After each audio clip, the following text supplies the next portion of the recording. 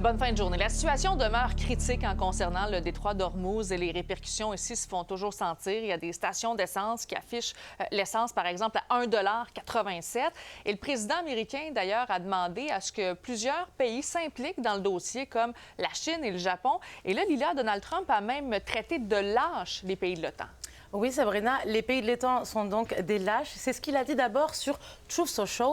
Sans les États-Unis, l'OTAN n'est qu'un tigre de papier. Ils n'ont pas voulu se joindre au combat pour empêcher l'Iran de se doter de l'arme nucléaire. Maintenant que cette bataille est gagnée sur le plan militaire, ils se plaignent des prix élevés du pétrole. Ce sont des lâches et nous nous en souviendrons. Et quelques minutes avant de décoller pour Mar-a-Lago, en Floride, il a réitéré son mécontentement, mais aussi, écoutons bien, il écarte tout cessez-le-feu avec l'Iran. NATO could help us, but they so far haven't had the courage to do so, and others could help us, but, we don't use it. At a certain point, it'll open itself.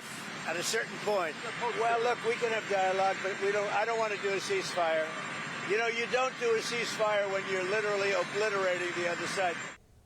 Et Sabrina, ce que dit le président, ça arrive même pas 24 heures après que le Canada ait décidé de se joindre en fait à la France, au Royaume-Uni, à l'Allemagne, à l'Italie, aux Pays-Bas et au Japon pour sécuriser le détroit d'Ormuz.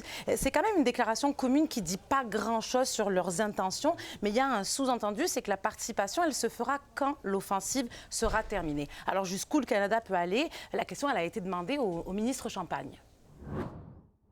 Je ne pense pas que ce soit le bon moment d'entrer dans des mesures opérationnelles, mais certainement, on est en discussion constante. Vous savez, c'est une situation qui évolue. Si le monde est incertain, le monde est devenu volatile et complexe. Et c'est clair que dans ce cadre-là, on doit être en discussion constante avec nos partenaires. C'est ce qu'on fait. Comment nous, on peut contribuer comme Canadiens. Le Canada veut faire sa part. Et pendant ça, la crise au Liban s'aggrave. Oui, les attaques israéliennes, en fait, au Liban, elles s'intensifient. Et l'ONU affirme d'ailleurs que c'est de plus en plus difficile d'opérer sur le terrain là-bas. On compte plus d'1 million de déplacés, Sabrina, à peu près 1000 décès pour l'heure.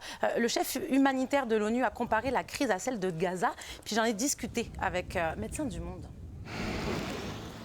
Actions have consequences. Do you fear that Lebanon could be the next Gaza? I do fear that. And in fact, I fear that because that's what we're hearing from some Israeli ministers right now. Ça pourrait évoluer dans cette direction-là.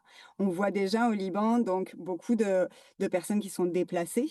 Gaza, c'est un peu un laboratoire, malheureusement. On voit il y a plein de choses qu'on pensait qui étaient inacceptables, qui ont été faites et qui n'ont pas eu de conséquences. Et c'est un peu des lignes rouges qui ont été dépassées et qui maintenant sont répliquées à d'autres endroits. Mais les besoins sont énormes et vont se décupler au cours des prochains jours. Et maintenant, un peu de mise à jour sur les bombardements. Selon l'armée israélienne, un missile iranien a frappé Jérusalem. Et c'était proche de la muraille. Tu sais, cette muraille de Jérusalem, c'est le 3e lieu le plus sacré de l'islam et c'est le lieu le plus sacré du judaïsme. Alors, c'est un jour particulier quand on sait qu'aujourd'hui, c'est les célébrations de l'Aïd pour les musulmans dans le monde entier et aussi au Moyen-Orient. Et puis donc, cette fin de Ramadan pour les musulmans de Jérusalem, ça a été difficile parce que toute la zone a été barricadée et c'est là où se trouvent en fait les mosquées pour les musulmans. Donc, plutôt difficile.